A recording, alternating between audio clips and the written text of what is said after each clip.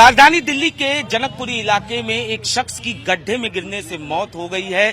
इसके बाद से ही लगातार ये सवाल खड़े किए जा रहे हैं कि आखिरकार इस पूरे मामले में लापरवाही किसकी। दरअसल कमल अपनी बाइक से घर जा रहा था, लेकिन वो जब घर नहीं पहुंचा उसके बाद घर वालों ने उसकी तलाश शुरू की। रात भर वो उसे तलाशते रहे, लेकिन सुबह के वक्त उनकी तलाश इस गड्ढे में आकर खत्म हो जाती है। जब सुबह कमल की लाश जो है वो इस गड्ढे में मिलती है। अगर इस गड्ढे की हम बात करें तो हम ये देखते हैं कि आखिरकार इसकी गहराई कितनी है। हम बाकायदा इसको नापने की कवायद करते हैं। अगर हम गहराई की बात करें तो आप साफ तौर पर ये देख सकते हैं कि काफी गहरा ये गड्ढा है और जलबोट का यहाँ पर काम चल रहा था। काफी समय से ये काम चल रहा था और अक्टूबर महीने से ही ये रोड जो है वो बंद था। तो करीब जो हमने यहाँ पर इस गड्ढे की गहराई नापी है वो करीब 16 से 17 फीट के आसपास ये गहराई जो है वो इस गड्ढे की है। और अगर चौड़ाई की बात की जाए तो करीब 12 फीट के आसपास ये चौड़ाई भी आपको साफ तौर पर यहाँ पर दिखाई देगी। यानी पूरी की पूरी गाड़ी अगर हम कहें तो वो इस गड्ढे में समा सकती है। जाहिर तौर पर कमल जो है वो कल रात बाइक से यहाँ से जा रहा था, तभी बताया जा रहा है कि वो इस गड्ढे में गिर जाता है। तो हमने अभी जब गड्ढे की गहराई नापी तो उससे साफ तौर पर ये पता चला कि करीब 16 फीट के आसपास ये इसकी गहराई है और 12 फीट के आसपास ये लंबाई है। यानी जाहिर तौर पर काफी गहरा ये गड्ढा था। दूसरी तरफ अगर हम बात करें इस सड़क की तो बताया जा रहा है कि अक्टूबर से ही ये सड़क जो है वो बंद था। एक तरफ का ही रास्ता जो है वो खुला हुआ है। सामने आप तस्वीरों में देख सकते हैं ये एक तरफ का रास्ता खुला हुआ है, लेकिन ये रास्ता जो है वो बंद था।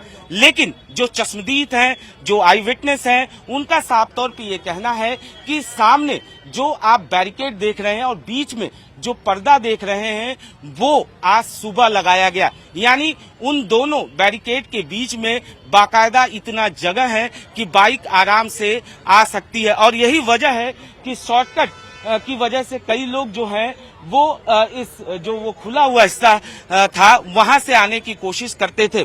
जाहिर तौर पर कमल ने भी यही कोशिश की होगी कि वो उस रास्ते से शॉर्टकट, क्योंकि ये दूसरा रास्ता जो है वो बंद था, तो निश्चित तौर पर उसने कोशिश यही की होगी कि इस रास्ते से वो जल्दी अपने घर चला जाए, क्योंकि आगे जाकर जैसे ही वो राइट लेता है उसके बाद वो अपने घर की तरफ चला जाता है। वहीं दूसरी तरफ ये मिट्टी जो आप देख रहे हैं इसके बारे में भी आई विटनेस का ये कहना है कि ये सुबह के वक्त ये मिट्टी जो है वो डाली गई थी। यानी इतनी मिट्टी यहाँ पर नहीं थी।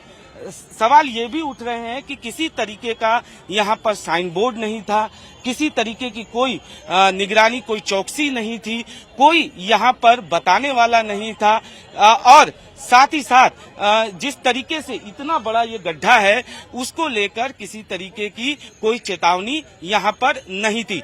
दूसरी तरफ हम आपको एक और तस्वीर यहाँ पर दिखाना चाहेंगे कि अगर इस पूरे इलाके की हम बात करें, सड़क की हम बात करें तो सामने आप देख सकते हैं वो सीसीटीवी जो है वो उस घर में जरूर लगा हुआ है, लेकिन बताया जा रहा है कि शायद वो काम नहीं कर रहा था। फिलहाल इसकी जांच की जा रही है। तो निश्चित तौर पर हमने देखा कि कितना गहरा ये गड्ढा है और कहीं न कहीं लापरवाही यहाँ पर साफ तौर पर देखने को मिल रही है, क्योंकि जब ये रास्ता पूरा बंद था तो इसे पूरी तरीके से ब्लॉक करना चाहिए था।